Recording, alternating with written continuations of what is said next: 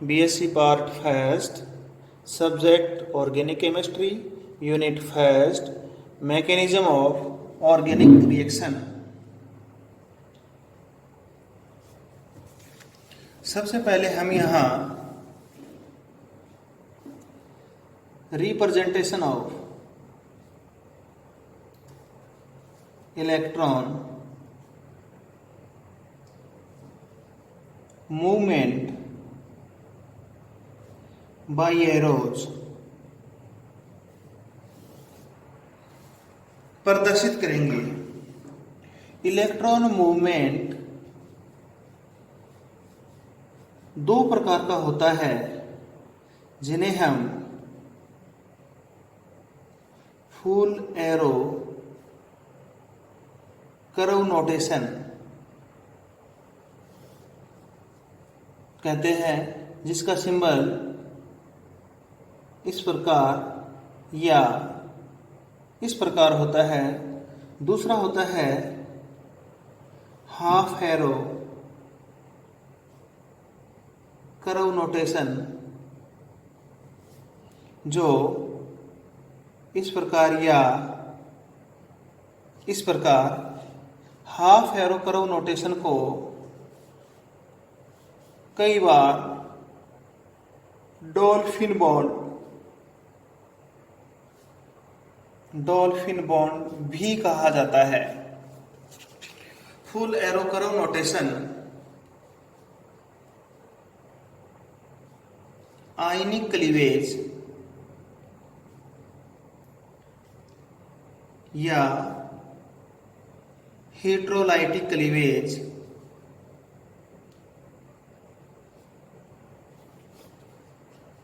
में पाया जाता है, जबकि हाफ एरो कर्व नोटेशन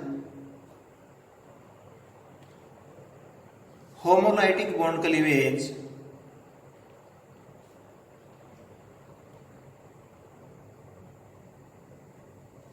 के समय पाया जाता है।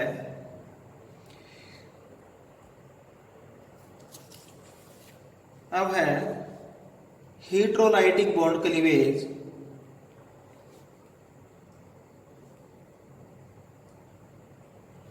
हेट्रोलाइटिक बॉन्ड क्लीवेज उस समय होता है जब किसी रिएक्टेंट में किसी एक परमाणु की विद्युत ऋणता किसी अन्य परमाणु से ज्यादा हो, तो बंध विखंडन के समय बंध के दोनों इलेक्ट्रॉन अधिक विद्युत ऋणी परमाणु पर आ जाते हैं, जिससे दो प्रकार की स्पीशीज का निर्माण होता है।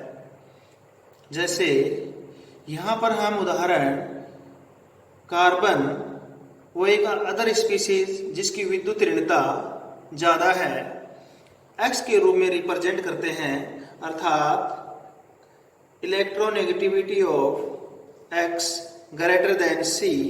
देन हेट्रोलाइटिक बॉन्ड क्लीवेज के समय बंध के दोनों इलेक्ट्रॉन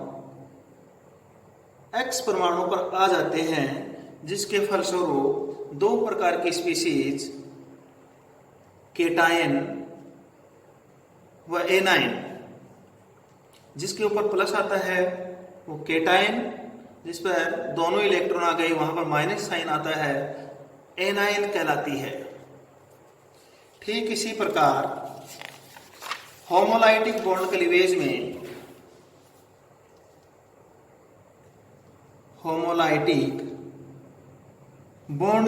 में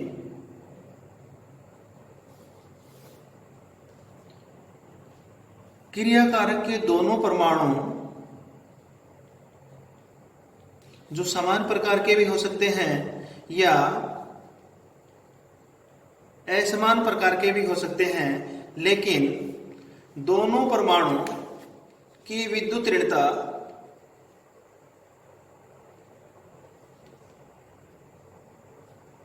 समान होती है। दोनों परमाणु की विद्युत ऋणता समान होती है या लगभग समान होती है, तो होमोलाइटिक बॉन्ड क्लीवेज के फलस्वरूप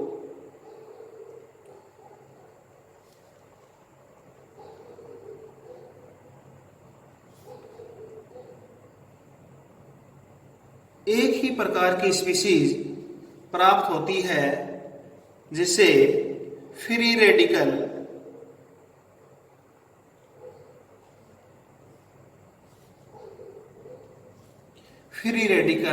कहा जाता है, चूंकि होमोलाइटिक बॉन्ड क्लीवेज में बंध के दोनों इलेक्ट्रॉन दोनों परमाणुओं पर समान रूप से वितरित हो जाते हैं, इसलिए इनके इलेक्ट्रॉनों का presentation half arrow curve notation द्वारा प्रदर्शित किया जाता है।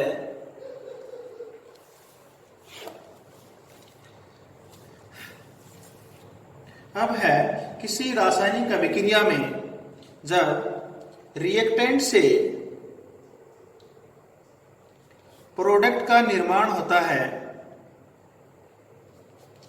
तो उनके मध्य बनने वाले जो विभिन्न प्रकार के स्पीशीज प्रोडक्ट होते हैं उन्हें इंटरमीडिएट कहा जाता है,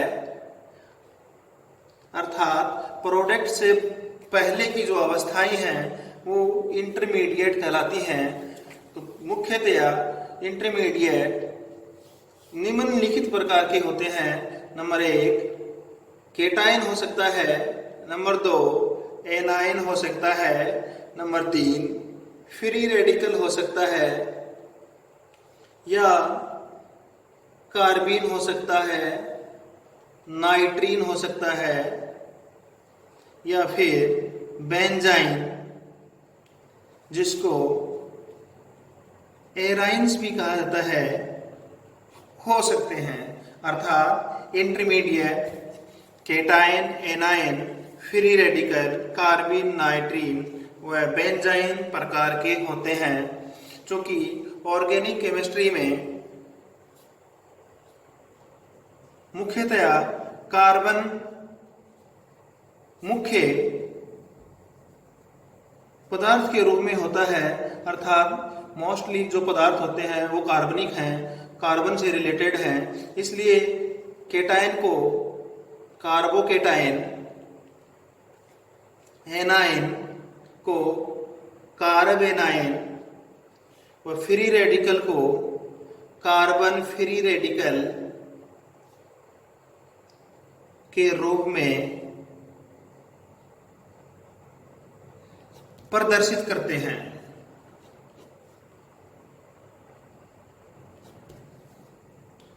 अब सबसे पहला टॉपिक है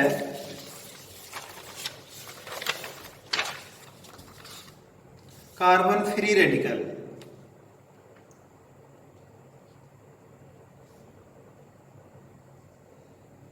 कार्बन फ्री रेडिकल का निर्माण होमोलाइटिक बॉन्ड क्लीवेज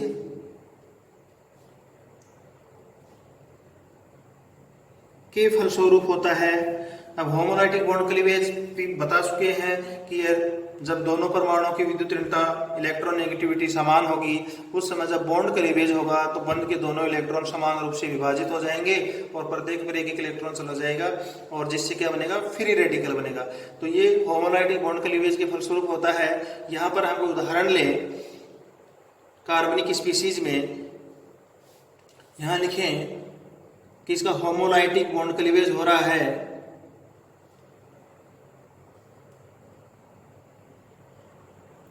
अर्थात यहाँ पर electronegativity of carbon and other species which represented by x, जिसको हम एक्स के द्वारा रिप्रेजेंट कर रहे हैं, इन दोनों परमाणुओं की जो इलेक्ट्रोनेगेटिविटी है वो समान है या लगभग समान है। तो उस दशा में बंध के दोनों इलेक्ट्रॉन समान रूप से विभाजित हो जाएंगे, जिसे हम हाफ एरो कर्व नोटेशन द्वारा रिप्रेजेंट करेंगे और प्रोडक्ट के रूप में carbon free radical plus other species जो है वो भी फ्री रेडिकल के रूप के प्राप्त होगी। क्योंकि यहाँ पर पूरा का पूरा जो टॉपिक है वो कार्बन फ्री रेडिकल से है, इसलिए हम यहाँ इसे कार्बन फ्री रेडिकल का ही अध्ययन करेंगे। तो ये जो स्पीशीज प्राप्त हुई उसे हम कहेंगे कार्बन फ्री रेडिकल। अब इसकी परिभाषा लिखी जाए तो लिखिए किसी ऑर्गेनिक किसी ऑर्गेनिक केमिस्ट्री में वह स्पीसीज जिसका निर्माण होमोलाइटिक बॉन्ड क्लीवेज के फलस्वरूप होता है, जिसमें 6 इलेक्ट्रॉन बंधित अवस्था में हो व 1 इलेक्ट्रॉन अबंधित अवस्था में हो, या यूं कहें जिसके पास 3 सिग्मा बॉन्डेड हो और 1 इलेक्ट्रॉन अबंधित अवस्था में हो, तो वह जो स्पीशीज है वह कार्बन फ्री रेडिकल कहलाएगी। ये जो फ्री रेडिकल है ये कार्बन के 2pz कक्षक में उपस्थित होता है।